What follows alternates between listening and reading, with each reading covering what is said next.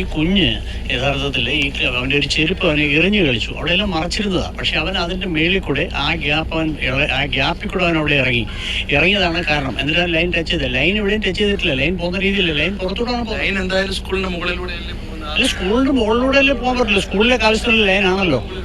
കുട്ടികളാകുമ്പോൾ മരത്ത് കയറും, ഓടിന്റെ മണ്ടക്ക് വലിഞ്ഞു കയറും.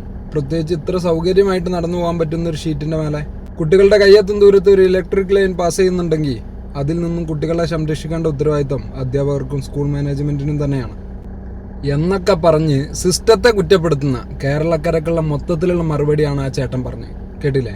അവനോട് ഇറങ്ങി അത് എടുക്കാനായിട്ട് ശ്രമിച്ചു. ആ സമയത്ത് അവൻ കമ്പി കൈതട്ടി. ഇതാണ് സംഭവിച്ചത്, അല്ലാതെ മറ്റനാസകളൊന്നും അല്ല.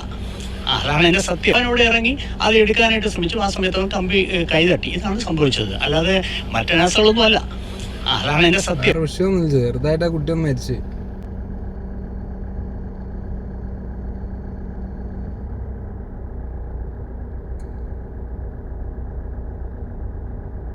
ചേട്ടൻ പറഞ്ഞതിനോടാണ് ഞങ്ങൾ യോജിക്കുന്നത്.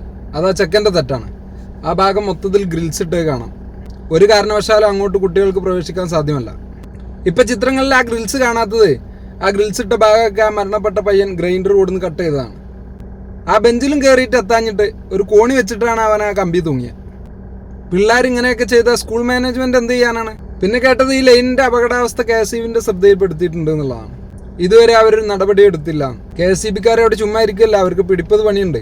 രാവിലെ ഓഫീസ് വരണം, ഉച്ചയ്ക്ക് ലഞ്ച് കഴിക്കണം, വൈകിട്ട് വീട്ടിൽ പോകണം, മാസാമാസം കറക്റ്റ് ശമ്പളം വാങ്ങണം. നാട്ടുകാരെ കുറ്റം പറയാതിരിക്കാൻ പറ്റില്ല. ആ KSEBക്കാരോട് പറഞ്ഞിട്ട് ആ ലൈനൊന്ന് ഓഫാക്കി തരാൻ പറഞ്ഞിരുന്നെങ്കിൽ ആ തിരക്കിനിടയിലും അവരത് ഓഫാക്കി തരുമായിരുന്നു. ആ ഷീറ്റിന്റെ മേലെ കയറിയിട്ട് ഒരു പൈപ്പ് നടു കീറിയിട്ട് ഇട്ടാൽ മതിയായിരുന്നു.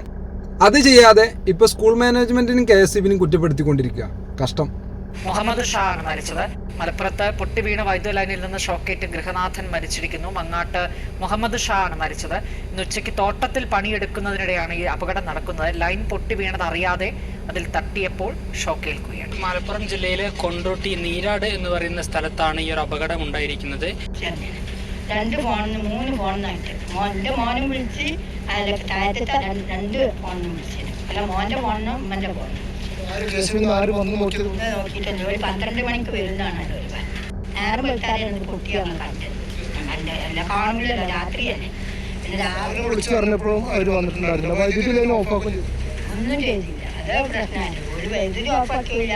നമ്മൾ 12 മണിക്ക് വരാമെന്ന് പറഞ്ഞെന്നല്ലാതെ പിന്നെ ഒരു ഇതില്ല. പിന്നെ 12:45 അത് സംഭവം. ആ 12 മണിക്ക് വന്നിങ്ങനെയും ഞങ്ങൾ രക്ഷപ്പെട്ടി. ഞങ്ങൾ കുട്ടീനെ അവിടെയും കുറ്റം KSEBിക്കാം. രാവിലെ ലൈൻ പൊട്ടി വീണത് വിളിച്ചു പറഞ്ഞിട്ട് ഉച്ചക്ക് അവർ വരാമെന്ന് പറഞ്ഞില്ല. അതന്നെ വലിയ കാര്യമല്ലേ?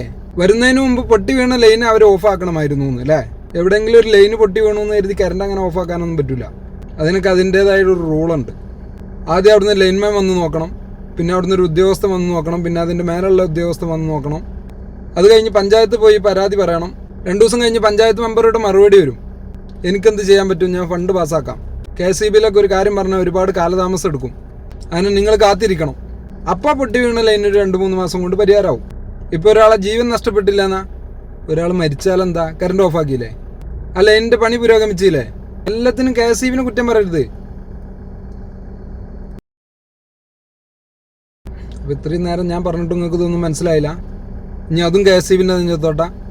അവർക്ക് എന്ത് ചെയ്യാൻ കഴിയുന്ന? ഇതിനൊക്കെ നാടിനും ജീവനും സംരക്ഷണം നൽകേണ്ട പോലീസുകാരും മെമ്പർമാരും MLAമാരും മന്ത്രിമാരൊക്കെയാണ് കുറ്റക്കാരെന്നാണോ? അല്ല, ജനങ്ങളുടെ പ്രശ്നങ്ങൾ ജനങ്ങൾ പരിഹരിക്കണം. ഈ പൊട്ടിപ്പൊളിഞ്ഞ ഗവൺമെൻറ് ഹോസ്പിറ്റലിൽ ഈ പറയപ്പെടുന്ന ആളുകളൊന്നും പോകാറില്ല. ഈ അപകടാവസ്ഥയുള്ള ഗവൺമെൻറ് സ്കൂളുകളിൽ ഇവരുടെ മക്കളാരും പഠിക്കാറില്ല. അവരും അവരുടെ മക്കളൊക്കെ സേഫാണ്. അവരുടെ കാര്യം അവർ നോക്കുന്നുണ്ട്.